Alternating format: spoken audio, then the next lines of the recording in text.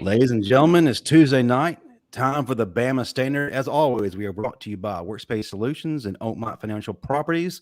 Before we get into the madness, I want y'all to hit the like and subscribe button. Jump in the live chat. If you're watching the replay, get in the comment section. You're going to want to comment after tonight. I'm your host, Justin Riley. With me, as always, is my all-star cast of the analyst to the stars, Stephen M. Smith, Bo Scarborough, and comedian Steve Brown. What up, fellas? Hey, man, I am so happy to be here without Marvin. I don't know what to do. I'm breathing a little bit easier. There's like a there, right? You know what? My glasses are not fogged up today. So, Hey, yeah. man. Hey, They should be, but listen, I knew Marvin we'd is be out. missing the. Go ahead. Go ahead. I'm sorry. I knew we'd be missing the linebacker aspect, but he's not going to have the mouth like Marvin. But we do have a linebacker in the building. Stephen S. Smith, there is a gentleman who's a 2011 national champion in the house. One of the hardest hitting sun guns out there. Intro this guy. I mean, he was a big hitter. Like he would really bring that thing. And I didn't know he was this hard of a hitter until I would watch him up close in practice.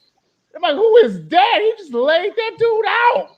And it was none other than, the 2011 BCS national champion. He is that dude, like that dude, for real, that dude. When you look at him like you know he's that dude. So let's let Jerrell Harris two-step his way in here. Jerrell, what's going on, man?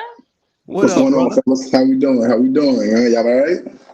What's happening? Good, man. You look like you play a couple of snaps still, man. We might you win for this Tennessee week. Hey, I'm staying ready just in case they call. Hey, Jerrell, man, I just want to say this, man. I've been a big fan for a while, but why do they have you as a 82 on the PlayStation? I don't understand that. I still didn't get that on I don't get that, man. Hey, man, I'm trying to figure it out, too. We need to make some phone calls about that one. Yeah, man, Yeah.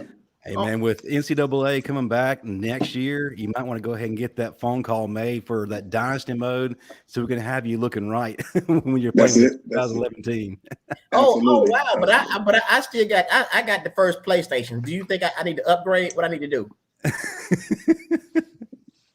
You make the call, Jerrell. Does he need to make some upgrades to have you looking right? Yeah, I think it's time. Yeah, go ahead, update that system. Yeah, man, listen, I'll pull out that Atari 2600 on y'all. I ain't playing.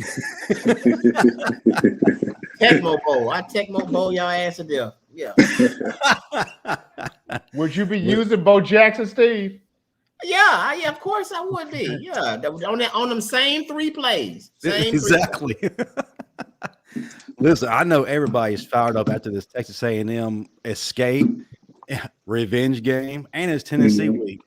Steve Brown has been waiting and chomping at the bit to get his point across since, what was it, Saturday? Oh, my God. To properly get his thoughts out, we are introducing a new segment called No Laughing Matter. Ladies and gentlemen, get ready. I like that.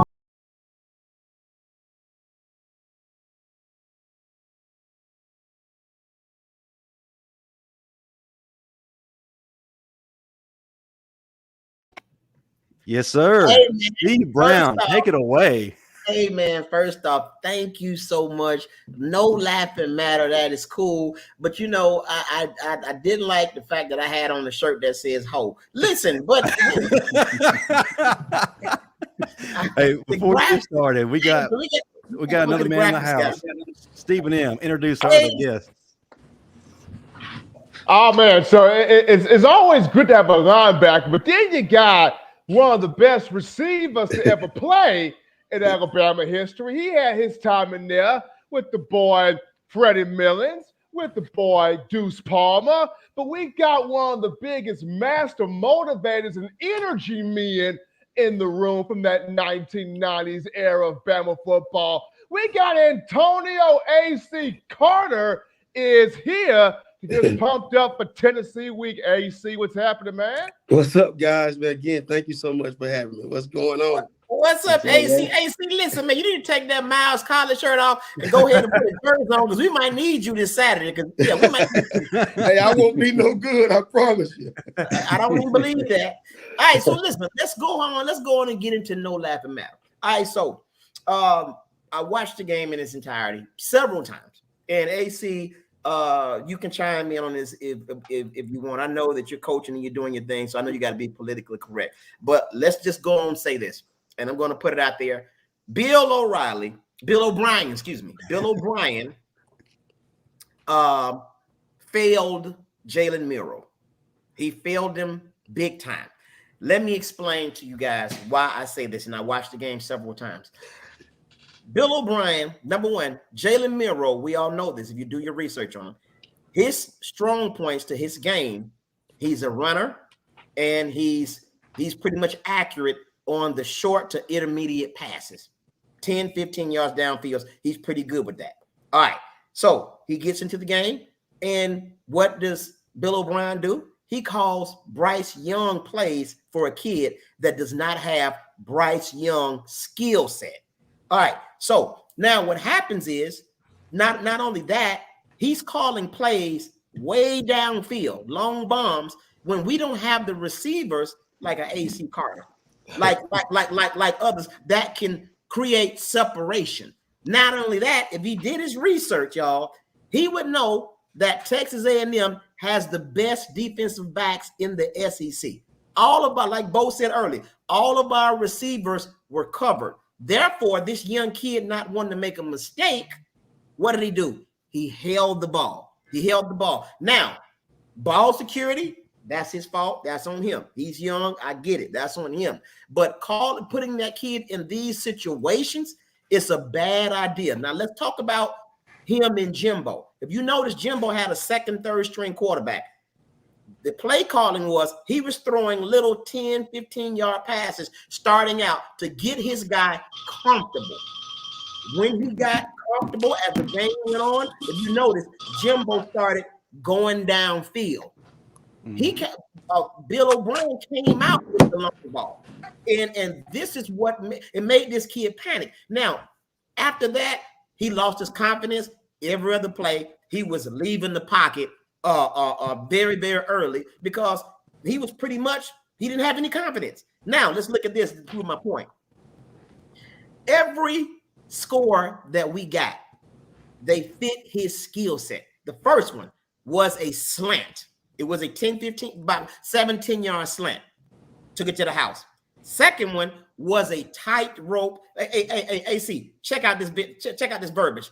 A tight rope pass to Cameron Latu on the skinny post. Okay.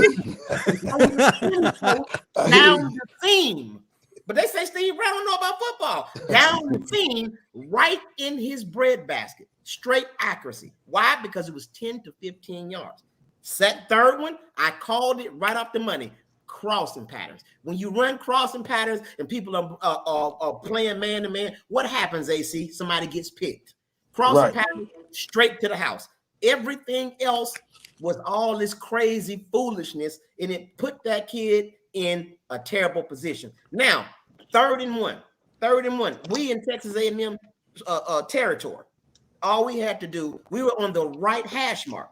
Now, if I'm an OC, what I'm going to do, I'm going to call a running play off the left guard or left tackle. So if we don't make it, at least the ball is spotted in the middle of the field so the kicker can have an opportunity to make a chip shot. What do? You call some crazy passing play. Jalen, what does he do? He panics, he scrambles, and he runs to the right 15 yards and gets sacked. Now what happens? You put the kicker in a terrible position, and of course, the rest is history. He missed the field goal. Now, a great kicker like that, he missed the field goal. Now, guess what he does?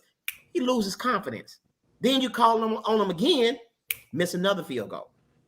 So, to me, Bill O'Brien really apparently was too lazy to do his research on the game plan for this kid, or he just don't know. Now, on to our fans who I love to death. Let me say, well, no, I got to take that back. As y'all know, everybody loves the Alabama football program. I don't care if you Auburn. You love everybody idolize us from here to fucking Bangkok. That's just what it is. But guess what people don't like? Our fan base. You know why? Because our fan base are a bunch of low-key racists. They are they're biased, and they do a lot of egregious things and start singling out certain players when they don't perform. As long as you're performing, we love you, roll tide, this and this and that. But as soon as something happens, some adversity, they start picking out people. They picked on Tua. They picked on Jalen Hurts. Now they're picking on Jalen Milroe. But our all-world kicker, who is accurate, and he should be in the pros right now, when he missed 2 crucial field goals, nobody said a word. Nobody said a word. So yes, the Alabama football program, I love it. Love it. But guess what? Our fans, not so much. And that is my take on the whole situation. Man, that's a mouthful there, bro. That was. I don't know how to follow that up. But Can we pass the collection point around about 3 times? Man, listen, and you have to know football to see this type stuff, man. He had no business. And honestly, with the talent that we had, dude, all we had to do was keep pounding the ball and hitting them for short intermediate passes, screens, play action every once in a while. None of that was called, AC. None of that was called, Bo. And the thing is, what's his name? Jahmyr Gibbs, he got hot. What'd you do? You went away from it. And then I don't understand. We're on the running game. We're hitting them for like 4 to 5 yards. Why would you not call a running play on a 3rd and 1? Why would you not do that? Last week, you got cussed out when Jalen Milroe ran all the way down to Arkansas's goal line. In 1st and goal, what do you call? A passing play. And I know all of y'all saw Nick Saban cuss his ass right on out. So you have to be real. We got some dogs on that team. So you got to use these kids to their ability. Now, last but not least, let me say this. And I'm guilty of it. We got to stop going in on these kids. I mean, I'm guilty. So I was the one, I think I called you when I had that epiphany. I was a Toa freak when it came to how much I didn't like him. But we got to remember, people, these are still college athletes. These are still kids. No, we could talk about, hey, maybe he needs to play better or this person needs to do better. But we got to stop saying they're trash, they're garbage, they're this and that, because these are still kids. That's just what it is. So that's my take on it, man. And honestly, as far as, us calling out players and this and that, we got to start somewhere, and it started with me because I was one of the main ones. So I can't be pointing the finger at you and it's pointing back at me, and I'm just as guilty. So, and again, he has been playing a whole lot better as of lately. I got to give that to him. So that's my take on it, man. And guys, y'all can respond. And Bo, that's what I wanted you to hear. I was excited to let these chumps know that Steve Brown, he tell jokes, but he know a little something about football. He does. I hear you on the skinny post. Yeah, now, if you would have said Bangate, you would have got my attention. Oh, he don't know that language yet. Not yet. He's learning. He's learning though. But that's still good job, bro. Good job. Hey, let me Google it right quick now. Hey, you're never too old to learn the game, bro. That's exactly right. Yeah. So, fellas, my 2 guests, I'm going to start with you guys. Let me know what you're feeling. AC, start us off on that. What's your response to Steve's sermon right there? Well, I'll just first of all say I haven't watched a lot of Bama this year. Just due to me coaching and how busy I am. But I just kind of listen. I catch a late game. I watch SEC final. But I think Bill O'Brien is a pretty good coach. I do think that. I do think we have better receivers than everyone think we do.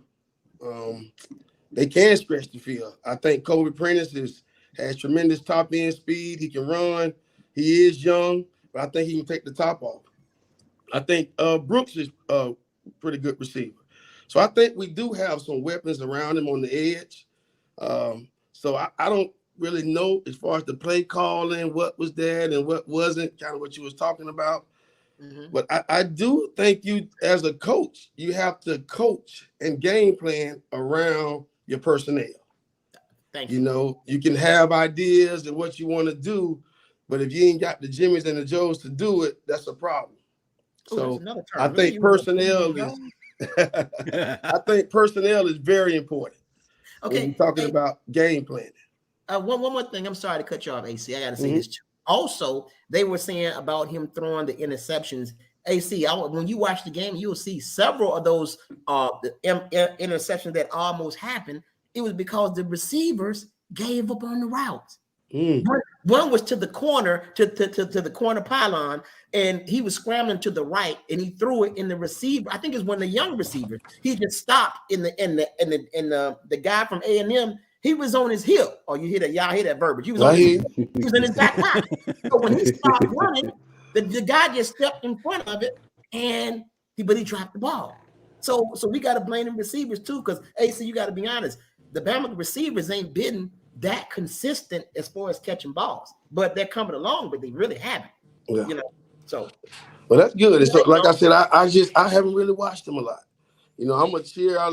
Again, I'm like you. I love Bama. Wore that Crimson jersey, so I got high expectations for them. I think the standards is very high, so I get that part. But as far as what happened in the Texas A&M game, I have no idea. But I tell you one thing, you're gonna be ready to fight. Watch, you're they gonna be better ready get their mind right this weekend. They better get their mind right, because I tell you what, them guys up there in Knoxville pretty good. Hey man, you know what I think? I think what I've been thinking the whole season. Alabama needed this game, but I'm telling you, AC, watch what I tell you, brother. They're gonna go up there and beat up on them boys in Knoxville. Watch what I tell you. I mean, I totally agree with you. they're gonna beat up on them. Yeah, I think we're gonna go But up they there and gotta take care have of they gotta business. have their mind right, like you said. They gotta have their mind right. Got to, man. That's where it started. And so Yeah. I do think, you know, that Texas A&M game, it didn't take nothing from them, but they were challenged a little bit. You know what I'm saying? I think they were challenged in some areas. I think some coaches saw some areas they need to improve on. But I think as a whole, the team, I think Bama gets better. And I've always said that. I think Coach Saban does a good job of having the guys ready in the latter end of the season. You know, and so I think that's very important. I mean, you want to start fast. You want to see what you can do. I mean, play some young guys, especially with the rule with the 4 games. But I think we do a really good job. Coach Saban and his staff and the leaders in the locker room do a great job at the end of the season, start picking it up a little bit and playing better. Hey, see, you know what, man? You know I love you, brother. Much respect, but I don't think I like you as a coach. You're too nice. I like the old AC. Let's just get out your ass. Handle your business. Do what you're supposed to do. And let's go keep your ass. You don't have to talk about how you got saved and cooking. Hey, man, look. Let's get drunk and go to the Citizens Club, man. Well, I tell you what, man, I'm passionate about this game. But again, I mean, I really truly believe that we're gonna get better as the season goes. I believe that too. And I think we're gonna be challenged this week, though. I mean, this game is a big game, not only because of who it is, but it's the next one on the list. And you have to take them game by game. Right. So we came out with a victory. It's over. 24-hour rule. Coach Saban said they were done with it on Sunday. So now it's time to prepare for this one. And you start winning yesterday, today at practice, Wednesday. It's not going to happen on Saturday because you got 100,000 fans. You put the jersey on. You got your new gloves. You're on TV.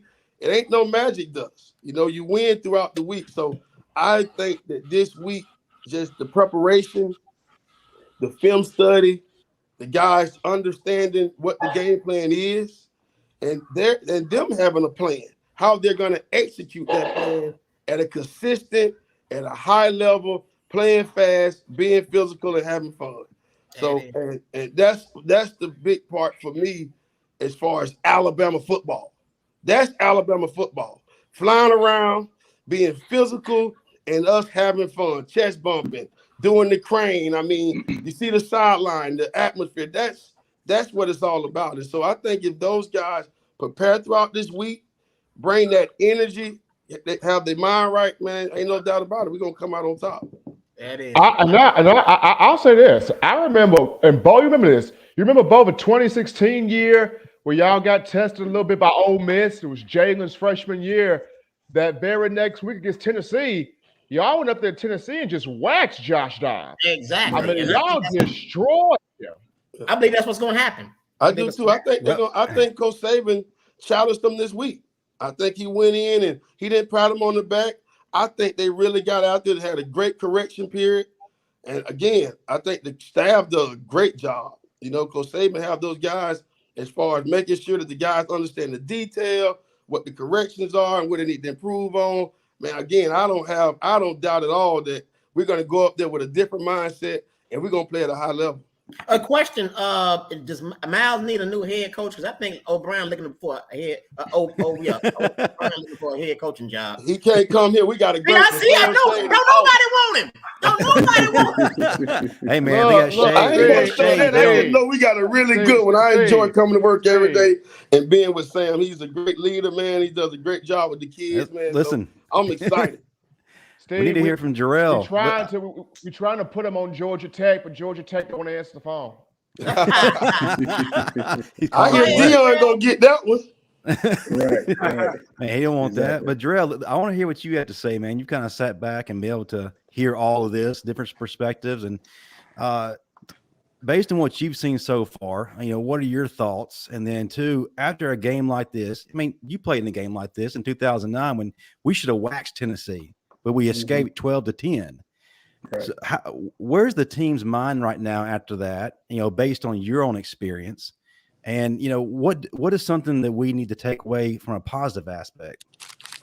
I think the team going into, weeks like this, these teams always, we know all these teams going to give us their best shot. They playing this game like it's the championship. A&M has been struggling all year, but they come play lights out versus us. So we know that we're going to get those guys' best shot. I think that, going to those games, there's a lot of tension built up. So, there's a lot of uncharacteristic things going on, because everything is kind of high. I think, Brown made a good observation that, we didn't put Jalen in the best case scenario to be able to really show his skill set. But I also think that, too, O'Brien might have been trying to test the waters a little bit, and kind of confirm what he already knew.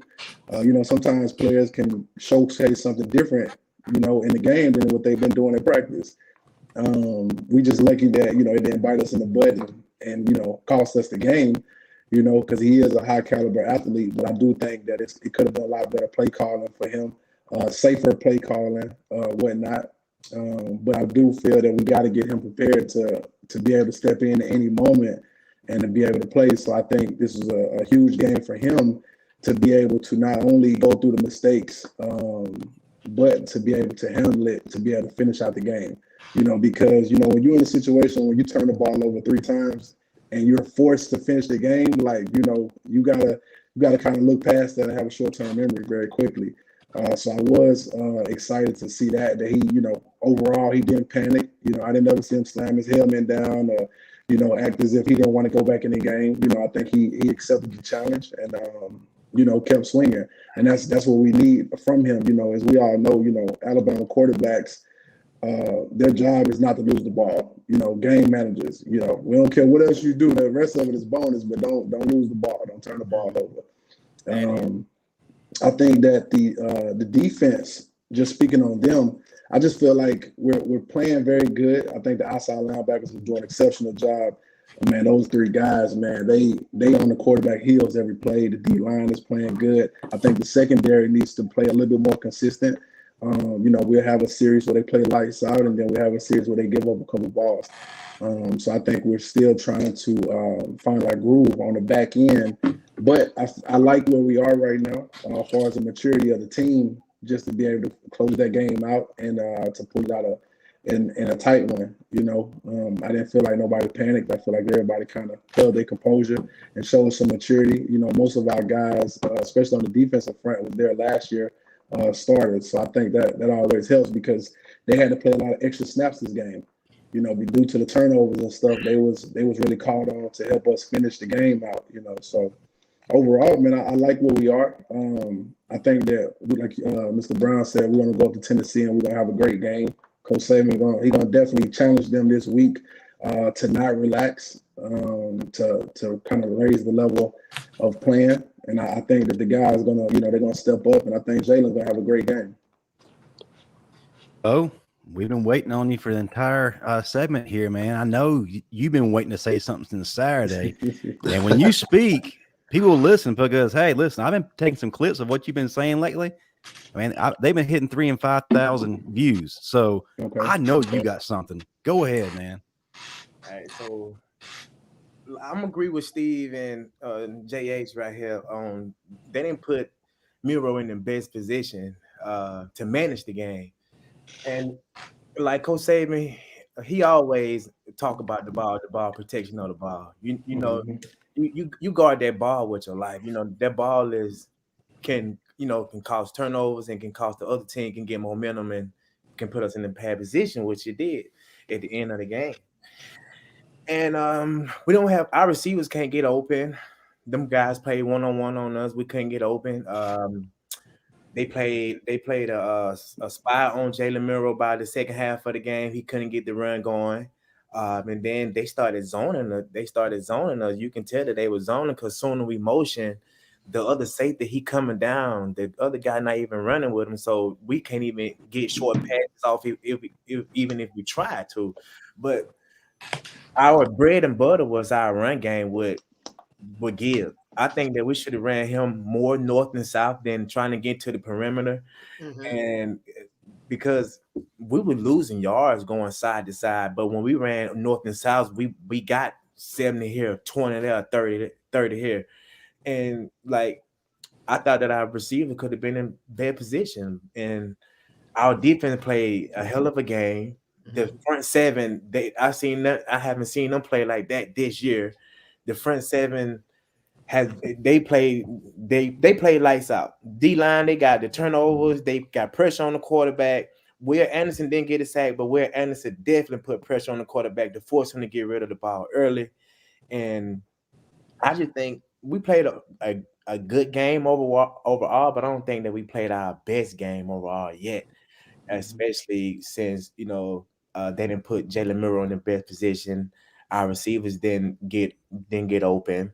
Our DBs getting penalties in the worst position of the game.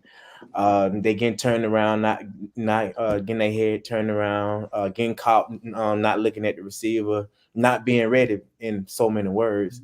And it came to hunt us in the end. We had two pass interference that got them down to the 1 yard line.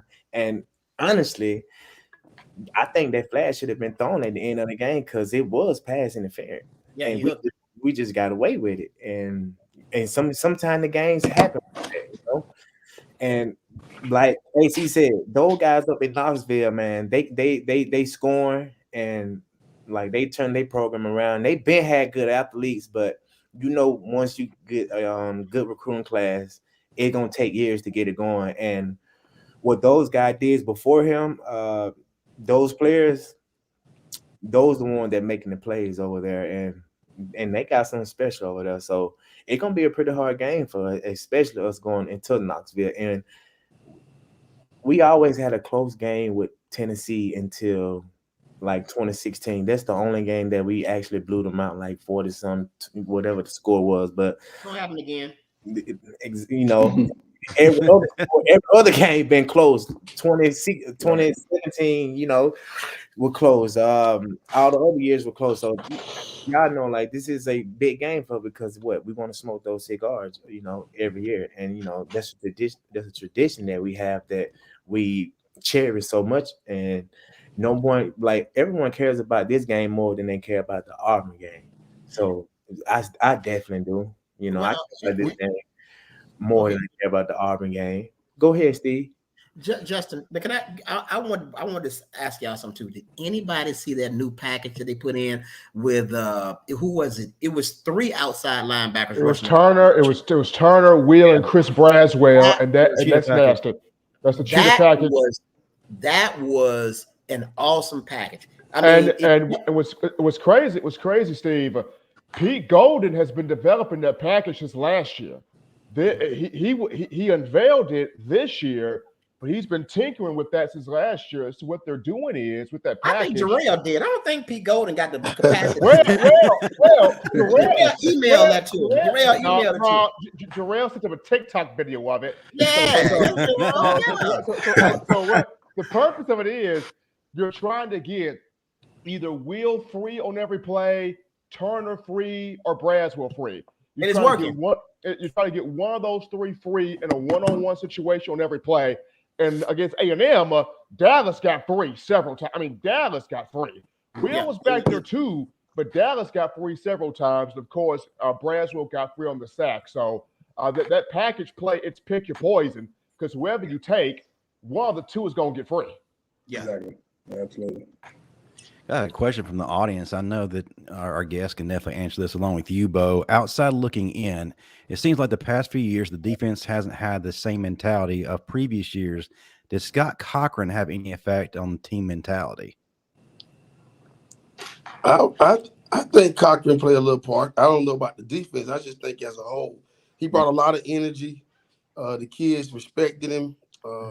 He always was consistent with that energy and knowing what to say and how to rally the troops. So I would say, I don't know if it played a big part, but I think that's a missing piece. I think Cochran did it. I got a question. And this is for you, AC, Jerrell, and you, Bo. All of y'all played under Cochran. He was the master motivator. So my question to y'all, and just tell the truth, be honest, tell the truth and shame the devil. Would y'all rather have Cochran's voice or mine? Don't do that. Come on, man. And look, man, I appreciate you helping me out, but I ain't played for Cochran. I'm a little too old. Okay, well. We work together. Answer the question. I'm going with Cop Dog, man. He's serious. I can't take you, man. You're gonna be having me laughing. I'm in game mode. I can't be bothering you, Steve.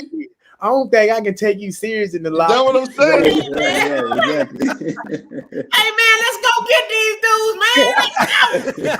It's like Chris Tucker calling plays.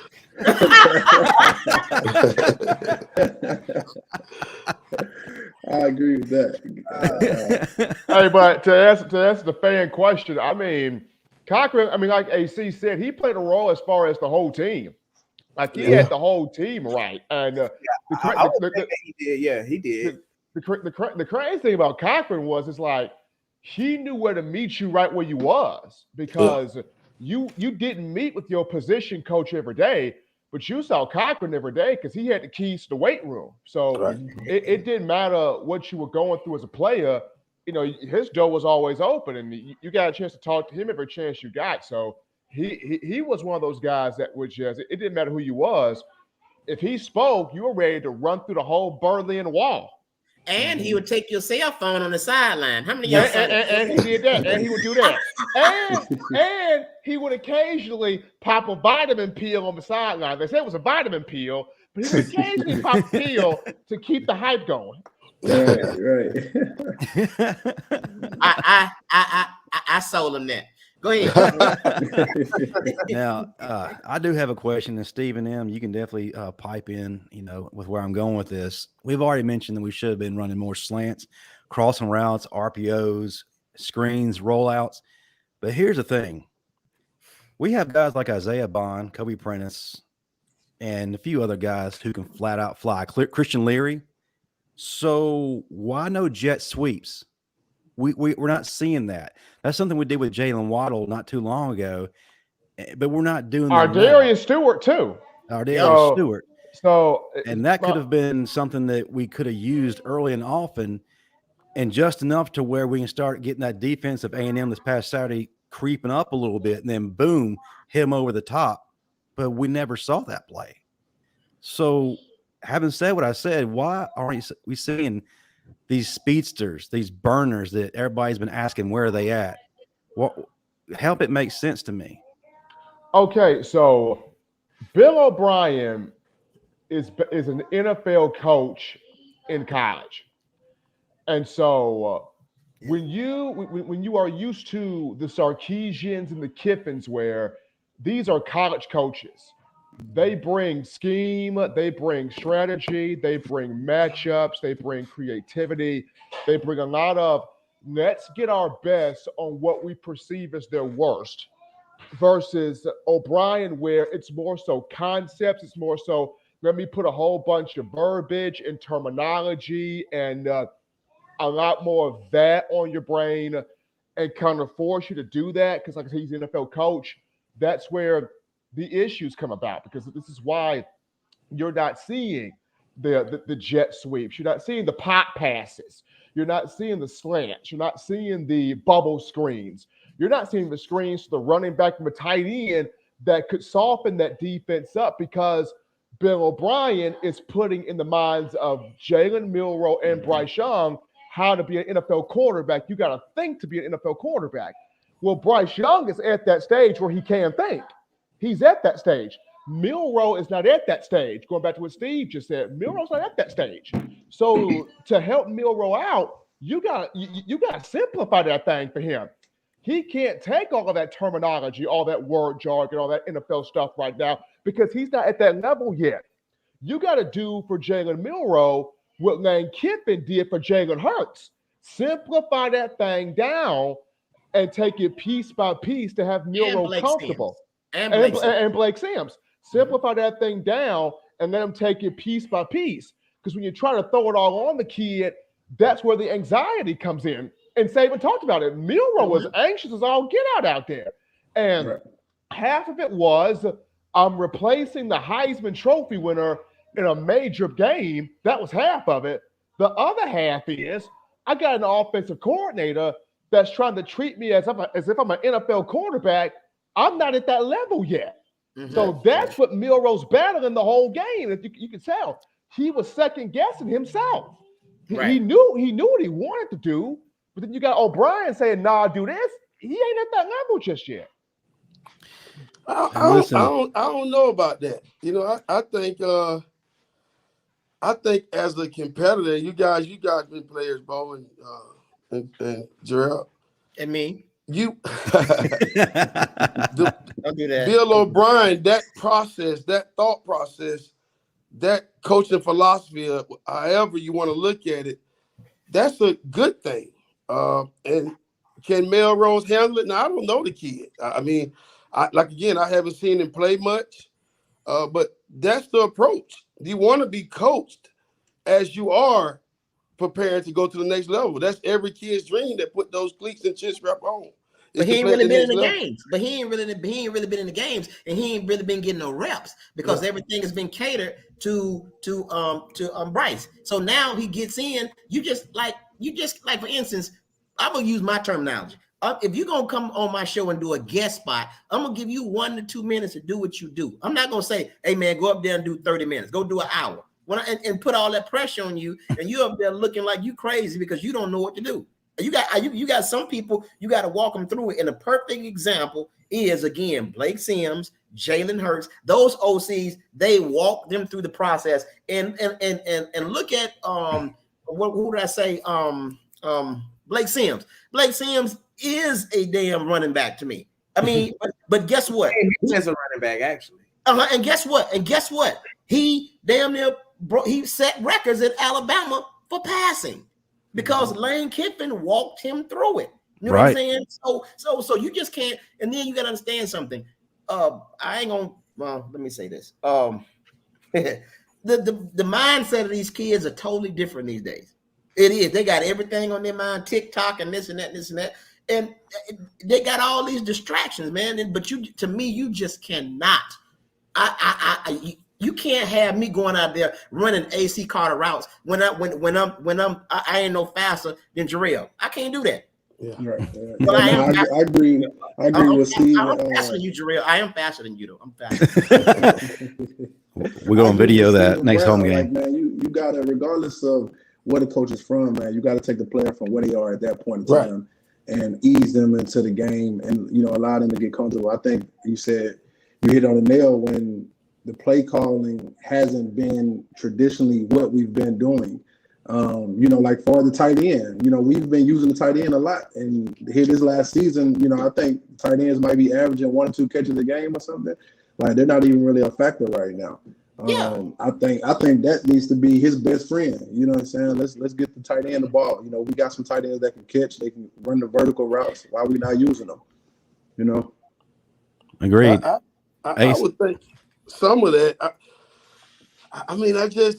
I think those guys, that staff, Coach Saban, and you guys play for him.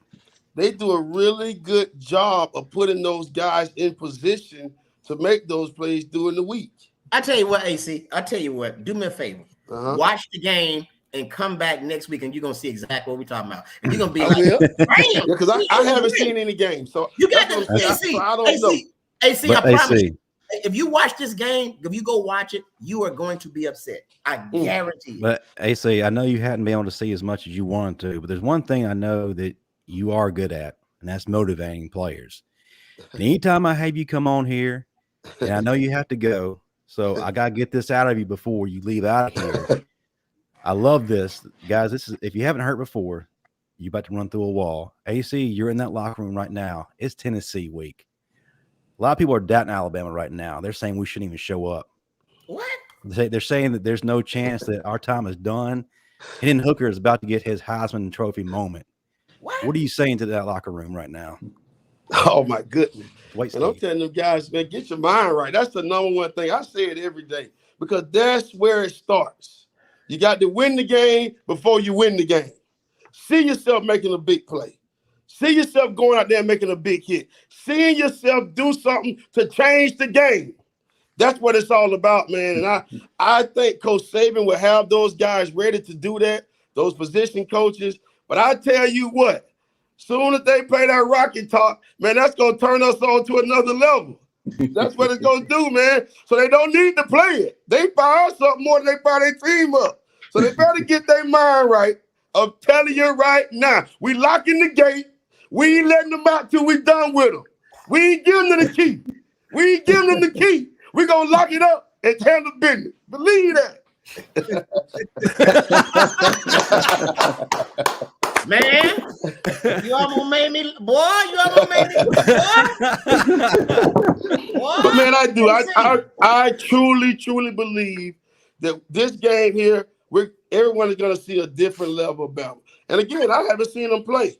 But I have just, through the years, knowing Coach Saban personally, being on that staff, being in those meeting rooms, knowing what his philosophy and what his standards are, we have gotten better as the season has gone. And when the stage is big, we play big. So I truly believe that everyone is going to see a team that they haven't seen all year long. I believe that too. I said the same thing. AC, question: when do y'all play Stillman? That's a fact.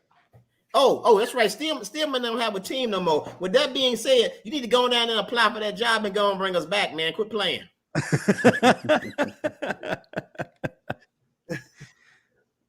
think we lost him. Hey, man, that's He motivated himself into a screen freeze. I mean, man. I mean that's legendary stuff right there when you can motivate yourself to a screen freeze. Man, Cricket Wireless couldn't handle it. What y'all don't realize, he blew up. He just blew up. AC, did you get my question? No, man, I don't know what's happening. I'm losing y'all over here. Hold on. No, AC. I said, when do y'all play Stillman? Hey, you know what? Hey, but you know why I asked you that? Because we still don't have a team, so you need to go and get that job, man, and go get them. Oh my God! Okay. The mints are up, Steve.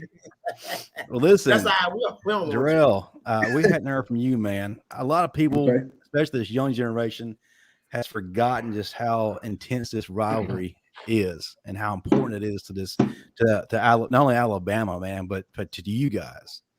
Can you speak on your experiences against Tennessee, and can you remind fans that this cheetah package isn't new? I seem to remember you and Courtney and Dante and Nico doing your thing, and especially against the one Jordan Jefferson, not letting him cross the 50. Can you remind people about how lethal your package was? But man, speak on Tennessee also. Man, this game, like you said, man, is one of our biggest, longest rivalries. I would definitely put it up there with the LSU and the national championship games. That's how intense it is. Like you said, Tennessee, they always give us they best shot of the season, and play us all the way down to the last buzzer. Like Bo said, man, we haven't really had too many opportunities where we really blew them out or really just had a flat out, knockout game against them. It's really always been come down to the wire, dragged out. So it really causes everybody to be locked in and they play their best game. Like you got to play your best game against Tennessee. You can't go up there playing like you said. It's in Knoxville. It's a hostile environment. Those guys are going to be fired up and going to be ready to take on the challenge of trying to knock us off and get the upset. That's what's up. Do you have a favorite Tennessee moment from when you play? I mean, of course, when I played, the favorite moment was when TC blocked the field goal.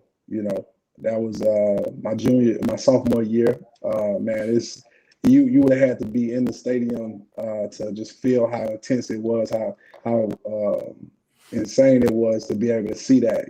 Especially Mount Cody being the person that he is, and just the team rallying around each other, and the guys that was on that unit. It's still, giving me chills to this day. Like he said, just hearing that Rocky Top song and, seeing those colors. The funny thing was I actually was looking at going to Tennessee before I went to Alabama. And I just couldn't get past that orange color, though. I couldn't get past it. I was like, man, I can't look at this for 4 years, man. This is a little too bright for me. I can understand that. Yeah. It looks like a garbage truck workers convention. Hey, Justin, Absolutely. what was your favorite Tennessee moment? Justin, what was your favorite? The last 15 years, man, destroying them. I can't stand Tennessee at all.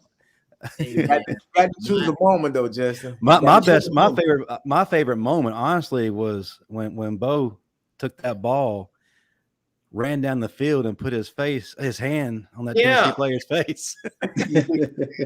and make it so bad. Those weren't no real Alabama gloves. They were knockoffs. Because the A was back. One was backwards and one was lowercase. So I'm like, but before I get to Stephen M., there's something I wanted him to go over. Bo, in all seriousness, man, that's kind of the game where the Crimson Tide Nation got introduced to you. Can you speak on that game and why it meant so much to you?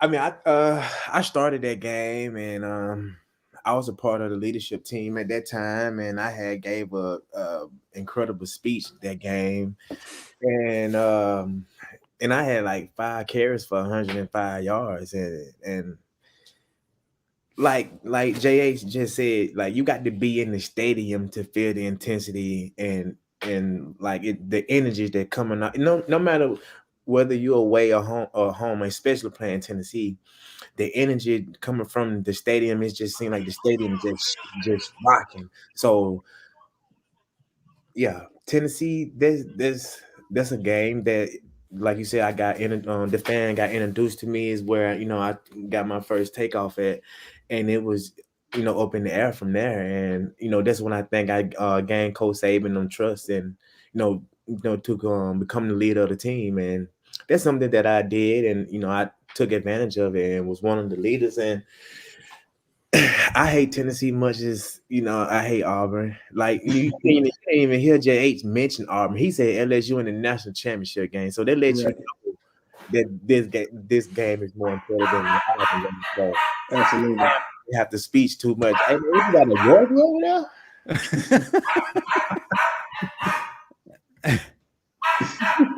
The dog is saying he hates Tennessee too. He does too. Hey, speaking of Tennessee, we got a Tennessee troll here. Hey man, what happened was I went to Tennessee and stole that hound's puppies. And that's what Steve Brown, you want to take this troll right here? Chris Foster says Tennessee's going to force Saban into retirement. Like they did Baylor. Hey man, you know what, Chris, go lay down. Listen, tell him go to bed. Chris, you really don't know what's about to hit you, sir. You're about to see another version of Bama. You think that See, people always talk crap and they say all this other stuff about Bama until they see Bama. It never fails. Y'all ain't this, y'all ain't that. And then when you get between them hash marks, it's totally different. So, Chris, we'll see. All right, Stephen, now I'm going to turn it over to you. You talked about this last night on your show. And for those who didn't get to watch, pay close attention here. If Jalen Milroe does, in fact, start tomorrow, you had 5 key things that need to happen. Or, yeah, many. 3. Sorry, 3. I just got so excited about introducing it. Sorry, I didn't have the beautiful intro like Steve did, but in time.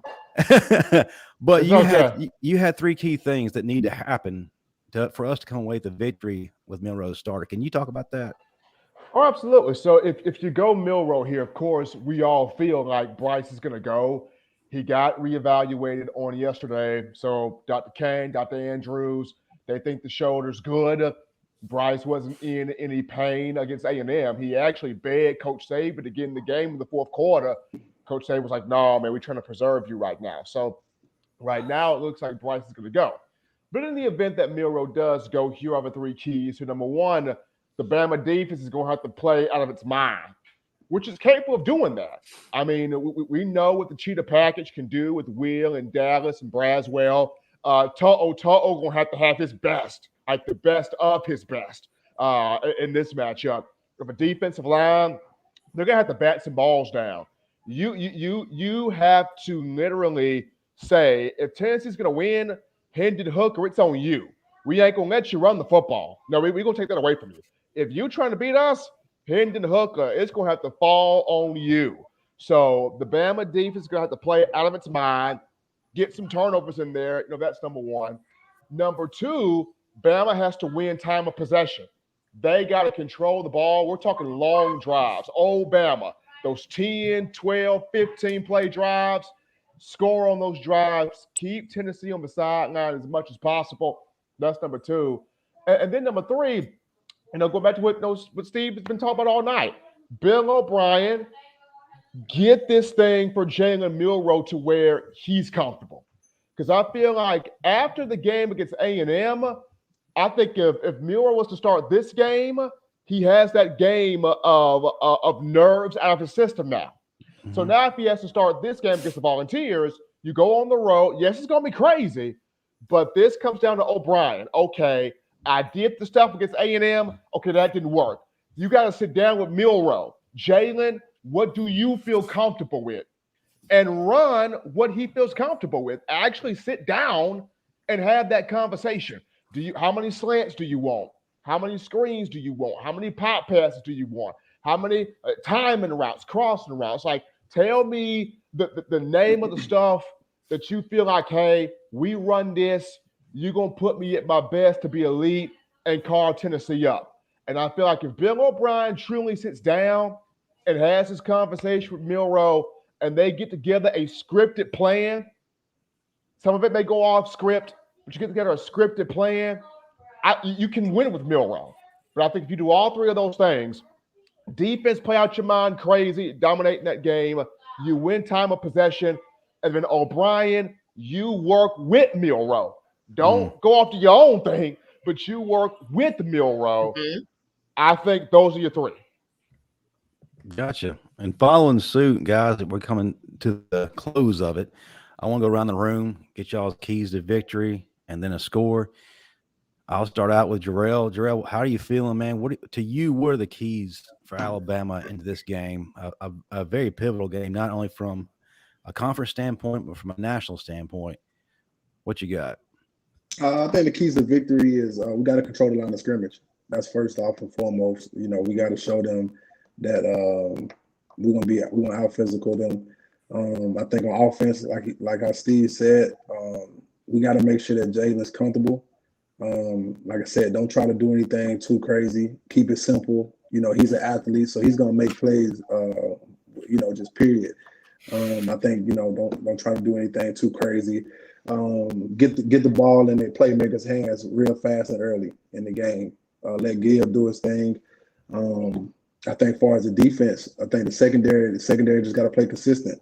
you know, they're gonna come out, they're gonna take a lot of big shots. They really they see everything that we see, they see the inconsistency on the backside. So I think they're gonna have to have a big game this week. But I think that they're gonna come up. I hope that we get to see Malachi Moore play a little bit more. I think he's an exceptional talent, and he's, for whatever reason, he's kind of got pushed to the back a little bit. You know, he hasn't been getting as many snaps as the past. Injuries, man. Some small injuries. Yeah.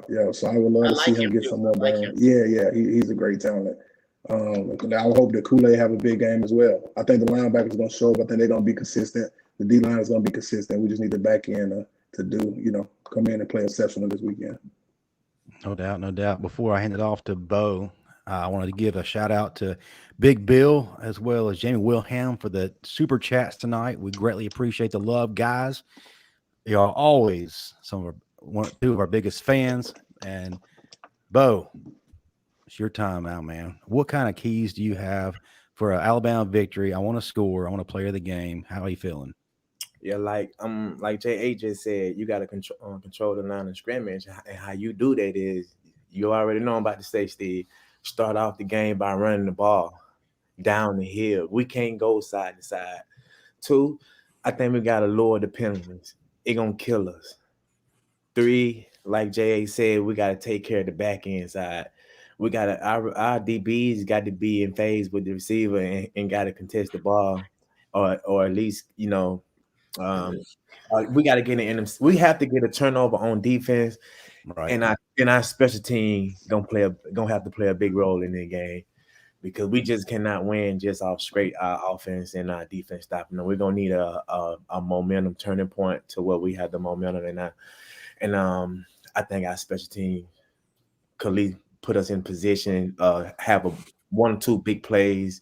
You know, we don't need much, just 1 or 2 big plays just for us to get ahead.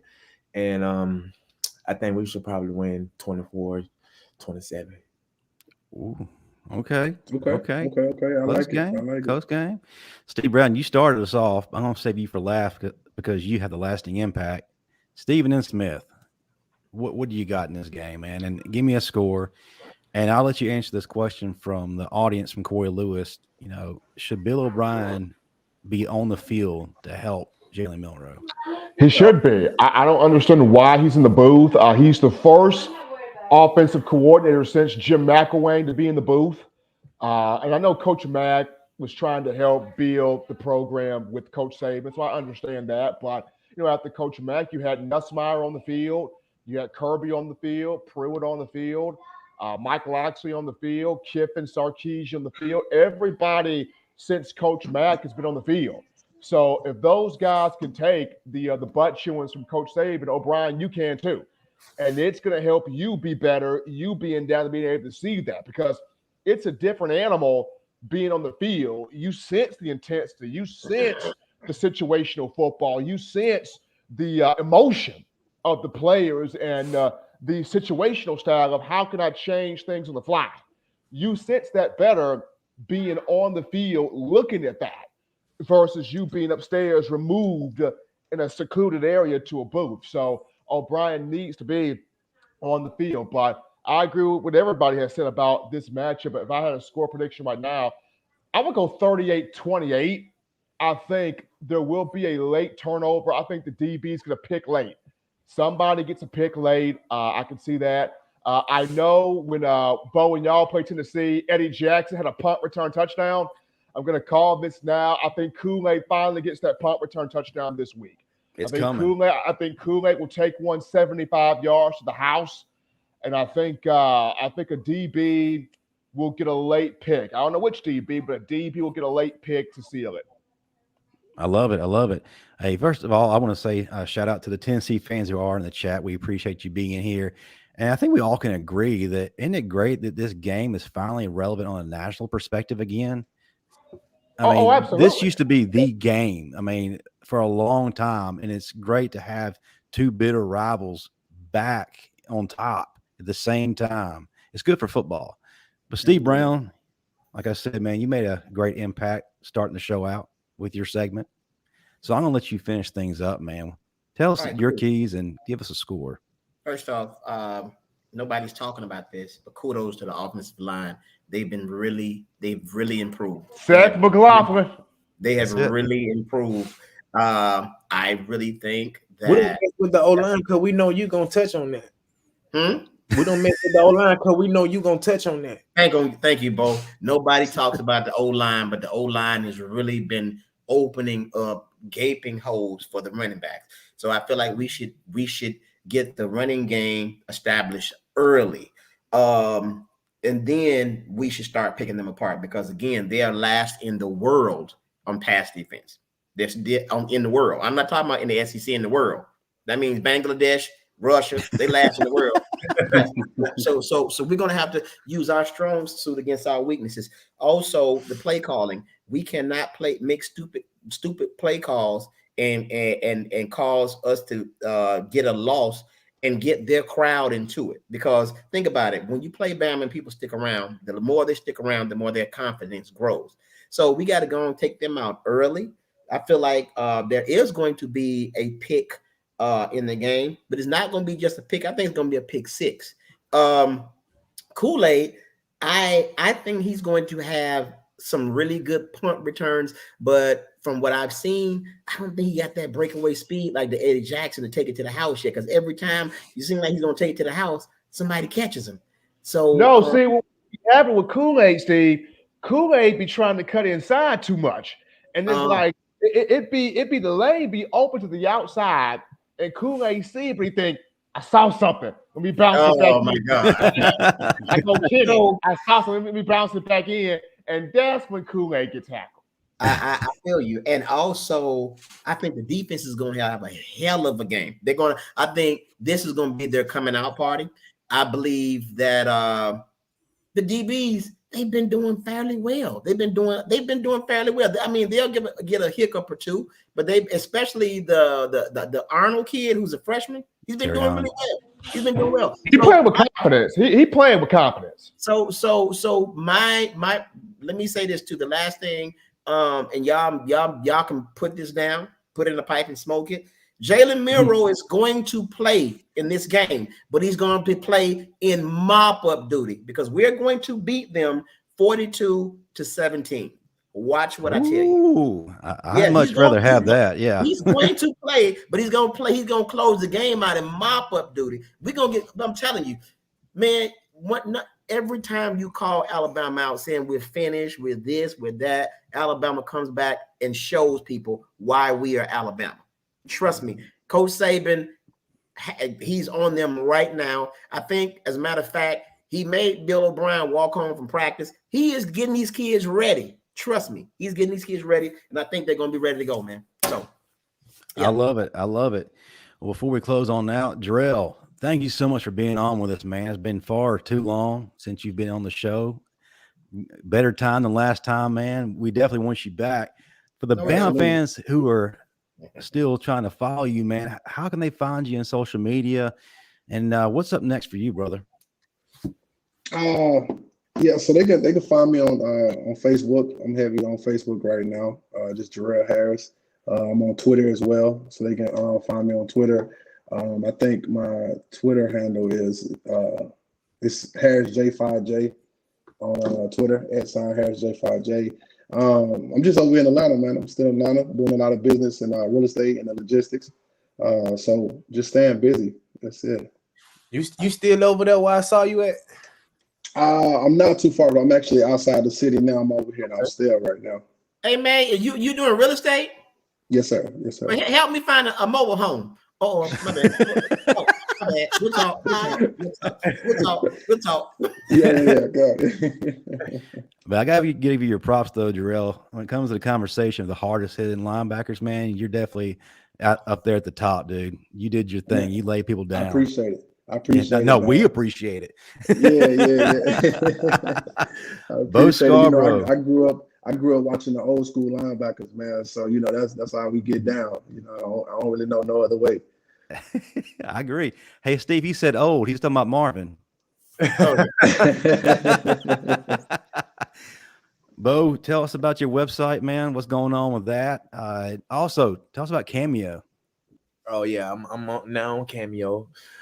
You can request for anniversaries, happy birthdays, anything that you want to request and hear from me. My website, boscarborough.com. I still got the merch, still working on the weatherwear and the leggings for the ladies in the springtime. So see how the voice changed the leggings for the ladies. So yeah, that's about it right now.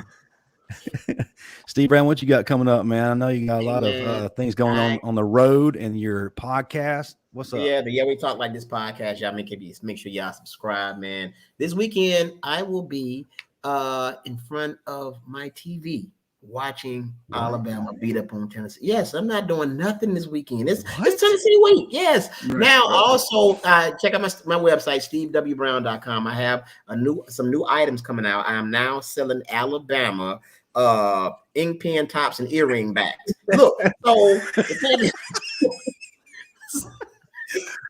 oh my goodness! If you're missing an ink pen top or an earring back, just go to my website. I got you. Man, y'all told me to be innovative, man. He's an entrepreneur. Hey, Steve, for real though, I made the cop one of them ink pen tops off you. Thank you, man. Thank you, bro. Yeah. And that leaves you, Stephen M. Smith. I know you got a crazy rest of the week coming up. What's going on with In My Own Words, and what will you be doing? We actually got several Tennessee fans calling the show this week, so they call in with a lot of hope into the show. So that's it's crazy right there. We're gonna definitely try to get Bo in on either tomorrow or Friday. Definitely want to get you in, Bo. Steve Brown, you also. We try to get both of y'all in. Please, I can't do that without Steve, huh? Why every time I do something, Steve gotta do it? Hey, man, hey. Look. It's a package deal, Bo. It's a package deal. Hey, man, I'm the light voice of Alabama football. I'm the light voice. Steve. Now you already shine on stage. You got the big lights on you already. Get Steve on there. Hey, everybody in the chat right now, let Stephen M. Smith know that you want Steve Brown on the show tomorrow. Yeah, we will definitely get. I mean, because Steve gonna have the folks crying, man. I mean, so Bo, if I do come on, can I wear what I want to wear? Because I just want to wear a top with no bottoms. I want to be like Winnie the Pooh. I mean, hey, Steve, look. We gonna only just have your voice to the phone, so you wear what you want to wear. Okay, cool. Thank you. All right, you wear what you want to wear. But I know so Saturday, I actually will not be at the game. A couple of my colleagues will be there. So for the first time, I get a chance to be in the watch party with John Ivory. So I will be conducting the watch party for the first time. So that's gonna be cool. I'm going to be interacting with all the fans. So definitely that's going to be my first time really just being live in the watch party. So that's going to be fun to check that out there. So a couple of the guys will go in my stead for Tennessee. Of course, I'm getting them coached up and trained up right now on what to tweet, what not to tweet, what stuff to get out there. So I have to put on the teaching hat as well as the watch party hat at the same time. That's what's up. Okay. Listen, guys, great show. Before everyone leaves who's in the audience right now, we have a Bama Standard YouTube channel right now, and we've been making a lot of strides, but we are 97 subscribers away from 1,000. I know y'all can do something about that. That's what's up, man. And our videos have been getting a lot of love as well, so I need everybody to check that out. But listen, great show. This is the biggest week of the year, guys. Let's do our thing. Let's do it. Roll Tide, everybody. Ink pen tops and earring backs. Steve Brown tomorrow night on In My Own Words. All right.